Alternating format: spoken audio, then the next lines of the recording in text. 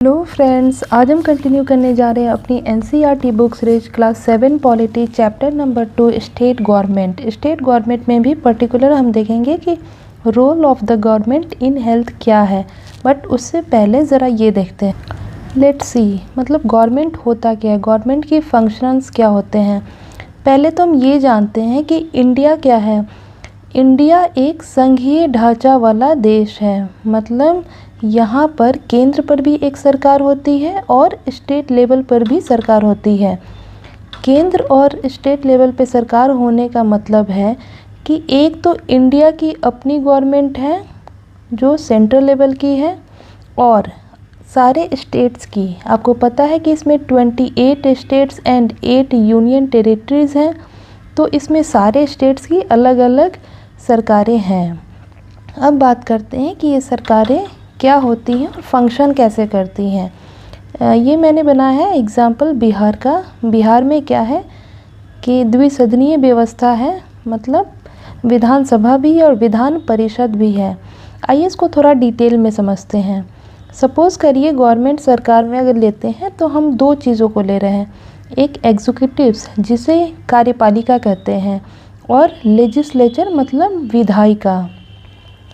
Legislature में क्या होता है, लेजिस्लेचर एक हाउस होता है, मतलब यहाँ पर क्या होता है कि रूल्स जो हैं वो बनते हैं। अगर इंडिया की बात की जाए तो लोकसभा है और राज्यसभा है, मतलब ये सपोज़ करिए लोकसभा है और ये है तो राज्यसभा है, और इसमें जो चुने हुए मेंबर्स होते हैं वो एमपीज़ कहलाते हैं, मतलब मेंबर्स ऑफ पार्लियामेंट, और ये दोनों मिला के क्या बनते हैं, इसको पार्लियामेंट कहते हैं। अब इसमें क्या होते हैं, कोई भी कानून जो होते हैं वो एक तो लोकसभा से पास होकर राज्यसभा में जाते हैं या फिर राज्यसभा से पास होकर लोकसभा में जाएंगे। जब इन दोनों सदनों में कोई भी बिल पास हो जाता है, अलग अलग इसके होते हैं, कौन सा जनरल से होता है, कौन सा स्पेशल वोट से होता है। जब ये बिल पास दोनों सदन से हो जाते हैं तो फिर आता है प्रेसिडेंट के पास। प्रेसिडेंट क्या करते हैं, यदि इस पे साइन कर देते हैं तो ये बिल जो है वो एक्ट में चेंज हो जाता है। जैसे ही ये एक्ट में चेंज हो गया, मतलब ये एक कानून बन गया। कानून मतलब विधि बन गया, इसीलिए तो इसको विधायिका बोलते हैं। लेजिस्लेचर इसीलिए तो कहलाता है, मतलब विधायिका वो फंक्शन से पार्ट का, मतलब सरकार का वो पार्ट है जिसमें कोई भी लॉ बनता है, मतलब कोई भी रूल्स उसको डिफ़ाइन होते हैं। और वही बात अगर स्टेट गवर्नमेंट की कर दें ऐसे रूल्स बनाने की, तो फिर लोकसभा और राज्यसभा की जगह पे विधानसभा और विधान परिषद आ जाएंगे। मतलब एक तो आपका द्विसदनीय व्यवस्था रहेगा, लेकिन विधानसभा, विधान परिषद और प्रेसिडेंट की जगह क्या हो जाएगा, गवर्नर, यदि स्टेट गवर्नमेंट की बात की जाए तो। विधानसभा तो सारे स्टेट्स में होते हैं, वही विधान परिषद जो होता है वो किसी किसी स्टेट में होता है, सब में नहीं होता है। अभी 7 या 8 स्टेट है जहाँ पे विधान परिषद है, तो स्टेट में भी वैसे ही होता है। कोई भी बिल जो होता है या तो विधानसभा से होकर विधान परिषद में जाता है, यहाँ पे जो बैठे रहते हैं वो एमएलएस कहलाते हैं, मतलब मेंबर ऑफ लेजिस्लेटिव असेंबलीज, जो विधानसभा में बैठे रहते हैं, और जो विधान परिषद में बैठे रहते हैं वह कहलाते हैं MLCs, member of legislative councils. तो कोई बिल अगर विधानसभा से विधान परिषद में जाता है या फिर विधान परिषद से पास होकर विधानसभा में जाता है, तो ये दोनों पास होने के बाद क्या होता है, फिर आता है गवर्नर के पास, और गवर्नर भी अगर इस बिल को पास कर देते हैं तो ये बिल क्या होता है, ये बिल चेंज होता है एक्ट में। ठीक है, तो ऐसे क्या होते हैं, रूल्स रेगुलेशंस बनते हैं, मतलब कोई भी विधि बनती है विधायिका में। अब बात करते हैं कि एग्जीक्यूटिव्स क्या होते हैं।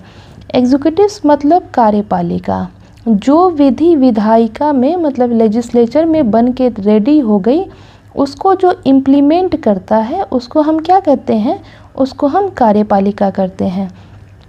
तो सबसे पहले कार्यपालिका का हिस्सा माना जाए इंडिया लेवल पे, मतलब नेशनल लेवल पे, तो president, vice president, prime minister, ठीक है, उसके बाद council of ministers, permanent executives, president तो आप समझ रहे हैं, राष्ट्रपति, वाइस प्रेसिडेंट, उपराष्ट्रपति। प्राइम मिनिस्टर क्या हुए, जो लोकसभा के संसदीय दल का नेता हुआ, मतलब जितने एमपीज़ के इलेक्शंस होते हैं 5 इयर्स पे, वो क्या करते हैं, संसदीय दल का एक नेता सेलेक्ट करते हैं, जिसे क्या कहते हैं, प्राइम मिनिस्टर। वो उस सदन का नेता भी हुआ और प्राइम मिनिस्टर भी कहलाता है। उसके बाद से काउंसिल्स ऑफ मिनिस्टर्स, जो पीएम की हेल्प करते हैं। परमानेंट एग्जीक्यूटिव्स वो होते हैं जैसे आईएएस, आईपीएस, स्टेट पीसीएस के जितने भी फंक्शनरीज होते हैं, मतलब जो परमानेंट एम्प्लॉय होते हैं, ठीक है, जो परमानेंट एग्जीक्यूटिव्स होते हैं। होता क्या, ये एग्जीक्यूटिव्स जो हैं जैसे president, vice president, prime ministers, वो या तो 5 इयर्स के होते हैं, या तो आप जितनी बार इलेक्शन को आप बीट करते हो उतनी बार आप जीतते हैं। बट आईएएस, आईपीएस और आईपीएस का मतलब है ये भी एग्जीक्यूटिव ही है, बट इनका जो फंक्शन होता है वो 60 इयर्स तक परमानेंट रहता है। वो इलेक्टेड नहीं किए जाते, वो कंपटीशन क्रैक करके आते हैं, बट होते वो भी एग्जीक्यूटिव्स हैं। यही यदि बात अगर स्टेट गवर्नमेंट की बात की जाएगी तो प्रेसिडेंट की जगह कौन आ जाएगा, प्रेसिडेंट की जगह आ जाएंगे गवर्नर। और स्टेट गवर्नमेंट में यहाँ पे आ जाएंगे उपराज्यपाल हो जाएंगे। प्राइम मिनिस्टर की बात की जाए तो यहाँ आ जाएंगे आपको chief minister. Councils of minister sames रहेंगे, परमानेंट एग्जीक्यूटिव्स भी सेम रहेंगे। मतलब अगर बात की जाए तो चीफ मिनिस्टर, उसके बाद से काउंसिल ऑफ मिनिस्टर्स, ठीक है, काउंसिल ऑफ मिनिस्टर्स जो उनकी एड और एडवाइस पर काम करते हैं। इसके अलावा परमानेंट एग्जीक्यूटिव्स आ जाते हैं जो स्टेट पीसीएस क्रैक करके जाते हैं, क्या वही तो चलाते हैं ना गवर्नमेंट में, परमानेंट एग्जीक्यूटिव्स हो जाते हैं। तो ये टोटल फंक्शनिंग्स है सरकार का। कहते हैं ना सरकारी नौकरी चाहिए, तो सरकारी नौकरी कहाँ से है, यही सरकार में आप भी एक पार्ट हो जाएंगे जब आप सिलेक्ट हो जाएंगे, बट आप परमानेंट एम्प्लॉय होंगे। और ये लोग जो भी हैं वो इलेक्टेड होते हैं 5 इयर्स या जितने साल ये अपना इलेक्शन जीतते हैं। तो ये बात रही गवर्नमेंट की। अब क्या एक्सपेक्ट कर रहा है ये चैप्टर आपसे, role of government in health, मतलब हेल्थ में गवर्नमेंट का क्या रोल है, या फिर स्पेशली अगर बात की जाए स्टेट गवर्नमेंट की, स्टेट गवर्नमेंट का क्या रोल है हेल्थ में। तो इसमें हेल्थ इश्यूज बताए गए हैं और 2 टाइप के सर्विसेज हैं, जैसे पब्लिक एंड प्राइवेट। अब पब्लिक हेल्थ सर्विस या पब्लिक से रिलेटेड कुछ भी आपको सर्विस होता है, it means from public and for public, मतलब from public for public. Public की जो भी सेवाएं होती हैं वो आती कहाँ से, उनका सोर्स क्या है, उनका मेन सोर्स है टैक्सेस। या तो इनडायरेक्ट टैक्सेस होती है या तो डायरेक्ट टैक्सेस होती हैं। मतलब गवर्नमेंट अपना जो भी रेवेन्यू जनरेट करती है वो टैक्सेस के थ्रू जनरेट करती है। एंड फॉर पब्लिक मतलब फॉर, अगर अभी की पॉपुलेशन की बात की जाए तो 130 करोड़ प्लस पीपल, मतलब पब्लिक फैसिलिटी ये कभी नहीं सोचता कि ये व्यक्ति अमीर है और ये व्यक्ति जो है वो गरीब है। मतलब फैसिलिटीज़ फॉर ऑल, ऐसा समझिए आप। तो फ्रॉम पब्लिक फॉर पब्लिक ये है आपकी पब्लिक सर्विसेज। या तो हेल्थ से ले लीजिए या एजुकेशन से ले लीजिए या हाउसिंग से रिलेटेड एम्प्लॉयमेंट, कुछ भी, डेवलपमेंट ऑफ रोड्स। अगर पब्लिक रोड है तो उसका फंडिंग भी पब्लिक से आई है और वो जा भी रही है किसके यूज़ के लिए, पब्लिक यूज़ के लिए। तो हेल्थ में भी यही बात की गई है कि पब्लिक सेक्टर होते हैं और प्राइवेट सेक्टर्स भी हैं। जहाँ पब्लिक सेक्टर आपको चीप रेट में या कम रेट में आपको फैसिलिटीज़, मेडिकल फैसिलिटीज़ अवेलेबल कराता है, वहीं प्राइवेट सेक्टर्स क्या हैं, उस चीज़ के लिए बहुत ही ज़्यादा हायर रेट चार्ज करते हैं।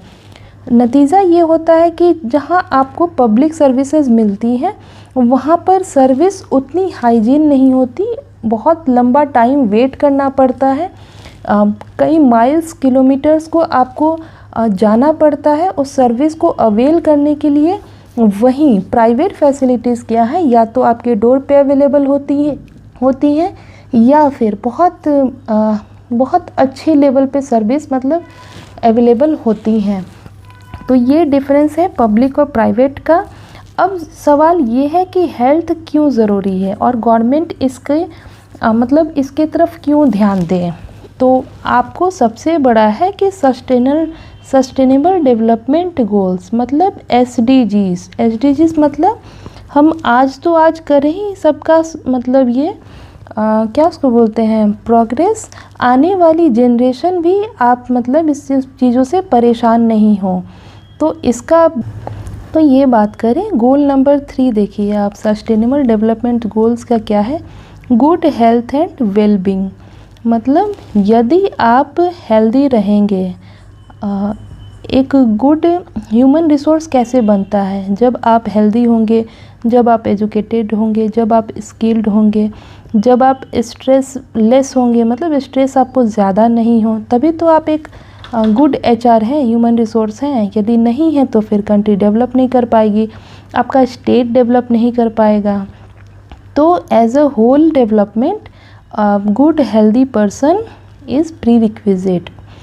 इसके बाद बात करते थोड़ा सा ये टेबल देखते हैं। उससे पहले हम ये जान लेते हैं कि हेल्थ एक्चुअली होता क्या है। हेल्थ मतलब ऐसा नहीं कि कोई व्यक्ति इल नहीं है तो वो हेल्दी है, नहीं। हेल्दी मतलब एक साउंड पीपल जिसके पास या तो बीमारी नहीं और हर तरह से वो फिट है, इवन वो साउंड है अपने आसपास के इन्वायरमेंट से भी और सोसाइटी में भी, उसको आप एक हेल्दी पर्सन बोलते हैं। अब ये पैराडॉक्स क्या कह रहा है टेबल कि India has the largest number of medical college, मतलब लार्जेस्ट मेडिकल कॉलेज है। डॉक्टर्स जो हैं इंडिया में लार्ज नंबर पे प्रोड्यूस होते हैं। 30,000 new doctors qualify in every year. But क्या है, most doctors settle in urban areas. ये तो बहुत बड़ा इशू है, जो रूरल और अर्बन डिवाइड है ना, वो बहुत ज़्यादा है इंडिया में। रूरल में फैसिलिटीज़ कम है और अर्बन एरिया में जो फैसिलिटीज़ हैं वो बहुत ही ज़्यादा बढ़ भी रही हैं और कंजेस्टेड मतलब बहुत ज़्यादा कंजेशन भी हो रहा है उसका। तो रेशियो कम है रूरल एरिया में, डॉक्टर पेशेंट का जो रेशियो है वो बहुत कम है। तो रूरल अर्बन डिवाइड बहुत ज़्यादा है इंडिया में। वही बात की जाए हेल्थ केयर फैसिलिटीज़ की, तो हर साल मतलब बहुत ही ज़्यादा बढ़ रहा है। कहाँ हम 1991 में 11,174 हॉस्पिटल्स थे, वहीं 2017 की बात की जाए तो 23,000 प्लस हॉस्पिटल्स हैं। लेकिन अभी आप देखिए कि 5 lakh people die from TB every year. अब बताइए हेल्थ केयर फैसिलिटीज़ बढ़ तो रही हैं, लेकिन फिर टीबी से लोग मर क्यों रहे हैं इतने ज़्यादा। India gets a large number of medical tourist. Medical tourist मतलब होता है जब कोई अपना देश छोड़ के दूसरे देश में जाता है इलाज करने के लिए, इसलिए क्योंकि वहाँ पे चीपर मेडिकल फैसिलिटीज़ अवेलेबल होती हैं। तो इंडिया एक मेडिकल टूरिस्ट स्पॉट है, बहुत ही फेमस है। बट क्या आप देखिए ये पैराडॉक्स है कि यहाँ टूरिस्ट बहुत ज़्यादा आते हैं मेडिकल के लिए, और फिर ये पैराडॉक्स क्या कहता है कि communicable disease are water borne बहुत ज़्यादा, मतलब 21% of all communicable disease are water borne. अब बताइए हम क्लीन ड्रिंकिंग वाटर नहीं दे पा रहे हैं अपने पब्लिक को। यहाँ पे देखिए largest producer of medicines, generic medicines हो गए या फिर मेडिसिन्स की बात की जाए तो हम एक्सपोर्टर हैं, लार्जेस्ट प्रोड्यूसर हैं। और क्या है, half of all children in India do not get adequate food to eat and undernourished. अब देखिए हेल्थ का सीधा जो मतलब इफ़ेक्ट है वो आपका क्लीन वाटर से, क्लीन एयर से, एडिक्वेट फूड से, इन सब से रिलेशन है। मतलब अगर आपके पास शुद्ध पानी नहीं है, मतलब क्लीन वाटर नहीं है, सैनिटेशन नहीं है, हाइजीन नहीं है, प्रॉपर फूड नहीं है, तो फिर आप हेल्दी नहीं हो सकते हो, ये पॉसिबल नहीं है। आइए अब 2 एग्जांपल देखते हैं। एक केरला की केस स्टडी है और दूसरा है कोस्टा रिका कंट्री की, जो सेंट्रल अमेरिकन कंट्री है। केरला ने क्या किया कि 40% of the entire state budget was given to panchayats. अब केरल आपको जो पता है कि ये जो स्टेट है ये आपको एजुकेशन के मामले में भी बहुत अच्छा है, मतलब ऑलमोस्ट 100% लिटरेसी रेट है। यहाँ पे इन्होंने क्या किया कि 40% स्टेट बजट का 40% जो है वो पंचायत को दे दिया, मतलब लोकल गवर्नमेंट को दे दिया। अब पंचायत ने क्या किया, किस लिए? Water, food, women's development and education के लिए। तो वहाँ पर क्या है कि जो भी वाटर सप्लाई स्कीम्स थी चेक की गई, आंगनवाड़ीज़ वगैरह देखे गए। क्यों? क्योंकि आपने वाटर, फूड, एजुकेशन ये सब पे क्या किया, स्टेट बजट का 40% पंचायत को दे दिया। पंचायत को इसलिए क्योंकि इन सब चीज़ की जो मॉनिटरिंग है ना वो लोकल एडमिनिस्ट्रेशन ज़्यादा अच्छा से कर सकता है। तो कि फिर क्या हुआ कि हेल्थ सेंटर्स इम्प्रूव्ड हुए, इम्प्रूव द सिचुएशन, मतलब एजुकेशन में भी इम्प्रूवमेंट आई और सब जगह आई। हालांकि despite this efforts some problems such as shortage of medicine, insufficient hospital beds, not enough doctors remained and these need to be addressed। हालांकि कुछ और भी करना बाकी है, जैसे डॉक्टर्स के नंबर में, शॉर्टेज ऑफ मेडिसिन में, फिर भी केरल ने काफ़ी अच्छा किया।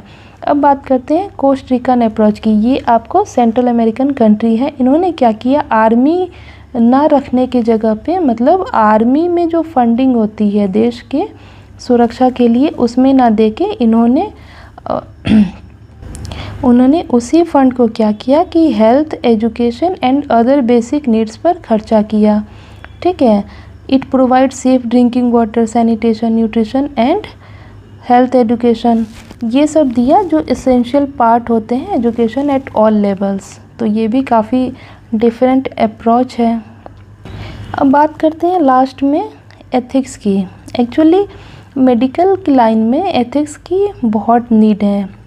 एथिकल्स मतलब होता है moral principal that influence a persons behaviour, मतलब मोरल वैल्यू, आपके अंदर मोरल वैल्यू कितनी है उसको आप एथिक्स कहते हैं। एथिक्स चैप्टर भी है। So it's all about chapter number 2। I hope आप लोग को पसंद आया होगा। Thank you guys.